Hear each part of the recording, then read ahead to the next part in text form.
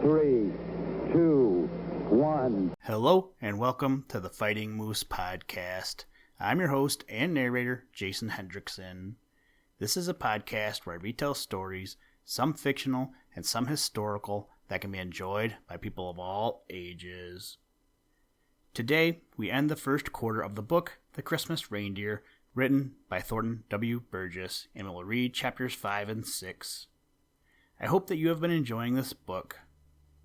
I always want to keep on reading the chapters when I get done recording, but I have to restrain myself and read them when it's time to record them.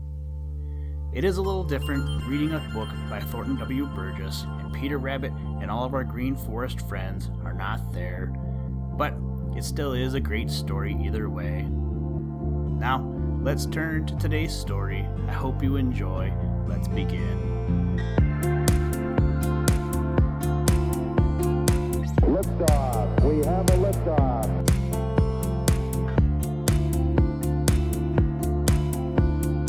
We choose to go to the moon in this decade and do the other things, not because they are easy, but because they are hard.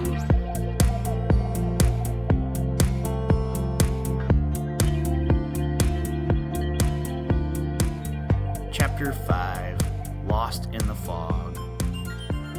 In from the distant sea rolled the Arctic fog.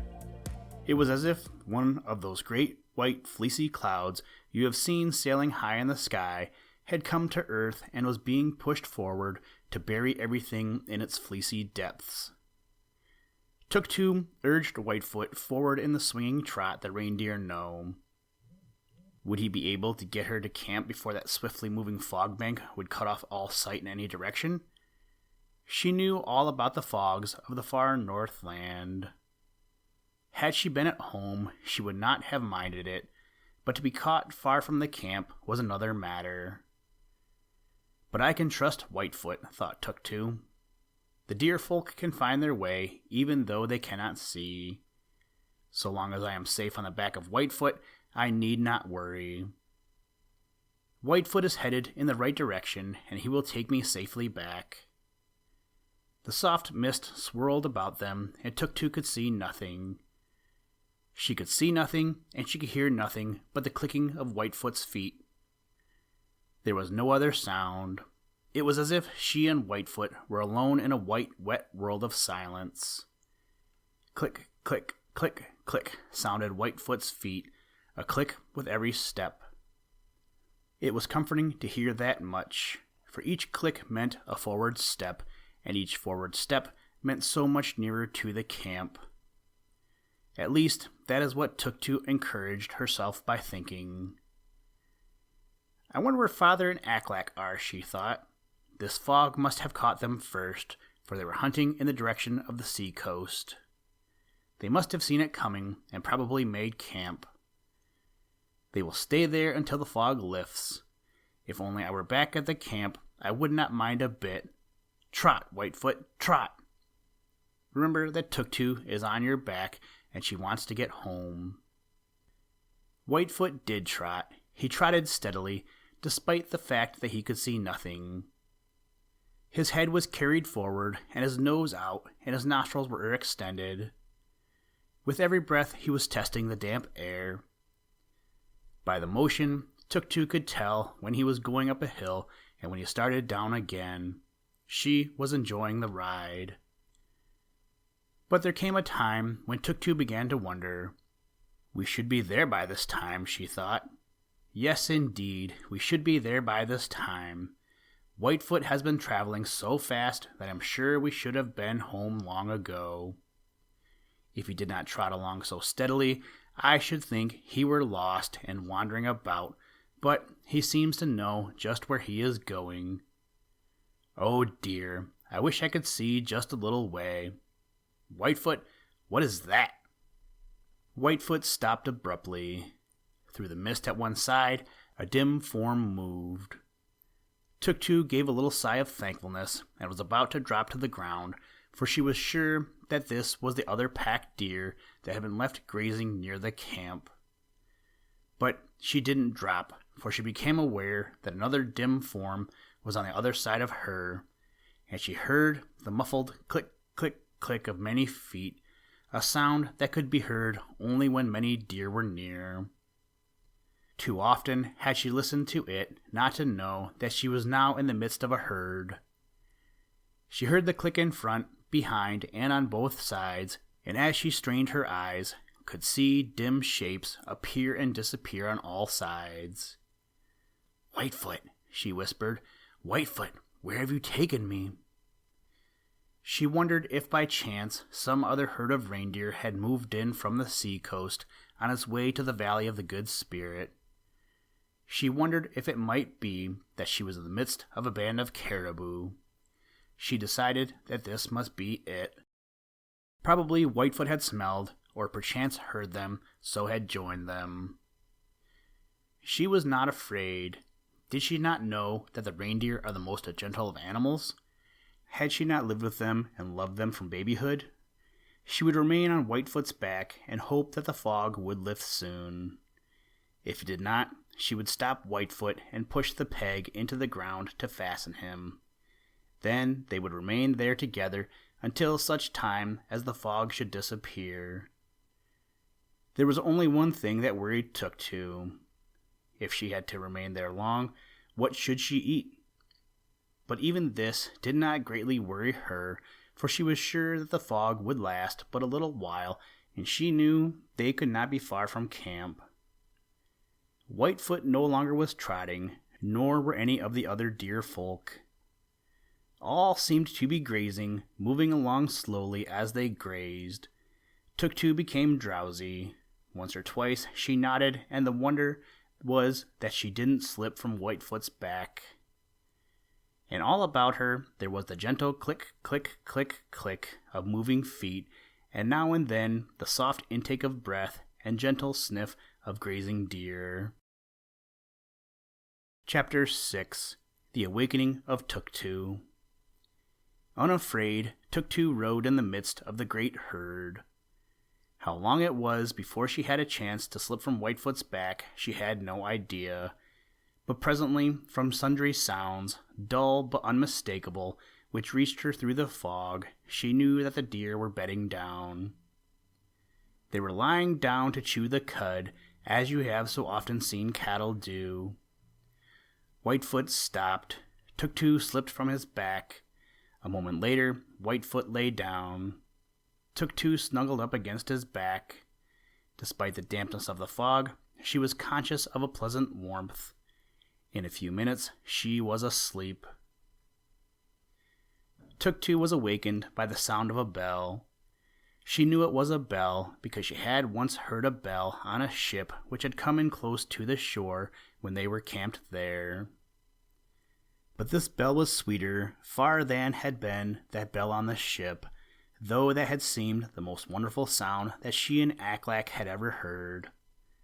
Slowly she opened her eyes. Abruptly she sat upright and rubbed both eyes with her knuckles. Her first thought was that she was still in the fog. But when she looked up, she saw there was neither fog nor cloud.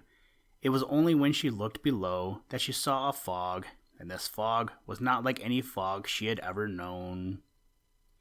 It was a mist of many colors that shimmered and blended and parted and flashed as she had so often seen the northern lights or aurora do in the winter. And somewhere, hidden by that wondrous colored mist, was that silver bell. Do you wonder that Tuk-Tuk rubbed her eyes? She was on the slope of a great hill. All about her, contentedly chewing their cuds, were the deer people. As far as she could see in either direction, and across on the sides of the opposite hill, the deer lay. She knew that not only was Kutuk's herd here, but also many other herds. Never had she seen such rich pasture. Never had she seen such flowers. And there were great masses of reindeer moss, lichens showing the season's growth. No wonder the deer people sought the hillsides of this wondrous valley. She caught her breath. It had come to her where she was. She knew that she was with the herd on one of the slopes of the Valley of the Good Spirit. It was just as she had heard it described around the winter fire pots, only far more beautiful. Tuk-Tu rubbed her eyes and rubbed her eyes. Perhaps this was only a dream. She put out her hand. There was Whitefoot contentedly chewing his cud, and Whitefoot was no dream. He was real, for even as she touched him, he bent his head and gently scratched one of his antlers with the point of a hind hoof. Again she heard the soft, clear, silvery notes of that hidden bell. Then clearly, though faintly, she heard many other sounds. There was the blowing of trumpets, the beating of drums, fairy music coming from the heart of that wonderful mist below her, and the mist itself. Never had she seen anything so beautiful. All the colors of the rainbow, all the wondrous colors of the sunset, all the shooting, flashing fires of the aurora seemed mingled there. Tuk-Tu knew that she ought to be afraid. Had not her father said that only from a distance had any man looked into that wondrous valley? Had she not seen fear in his eyes at the mere mention of the Valley of the Good Spirit? He who was not afraid to meet Nanook, the polar bear, single-handed. Had she not heard the herders speak in whispers when they told of the Valley of the Good Spirit? Of a certainty she should be afraid, but somehow she wasn't. She knew she ought to be, for she knew that she was where not even the boldest man in all the great Northland would dare to put his foot. Yet she was not afraid. It must be that the Good Spirit means no harm to little children, thought Tuk-Tu. It must be that the Good Spirit who loves the deer folk loves also little children, or he would not have allowed Whitefoot to bring me here. I wonder what is going on below that wonderful mist. I wonder. Oh, how I wonder. But if it were meant that I should know, or that anyone should know, that mist would not be there. I guess it is all right to wonder, but it would be all wrong to try to find out.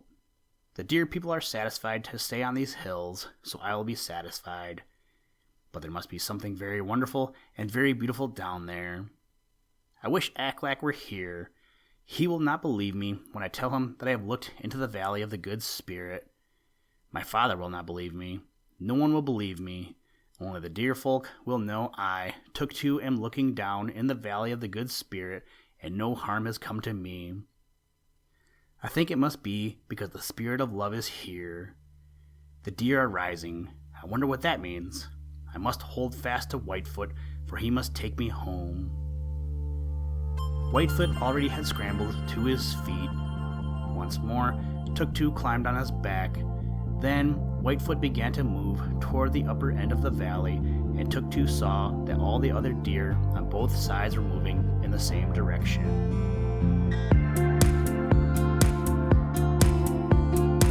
Listen, Tranquility Base here. The Eagle has landed. That's one small step for man. One giant leap for mankind.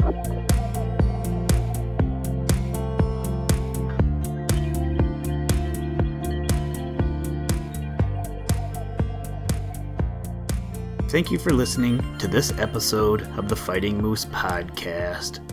Please join us next time as we read another exciting story. Today's music was provided by the artist Analog by Nature, and the audio clips were provided from NASA.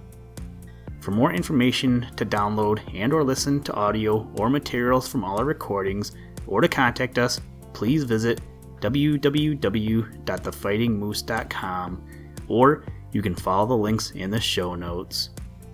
If you enjoy the podcast, please leave us a review wherever you get your podcast or on iTunes, and tell a friend. Thank you for your patronage, and as always, try and do a random act of kindness every day. Mission complete, Houston. After serving the world for over 30 years, the space shuttle turned its place in history, and it's come to a final stop.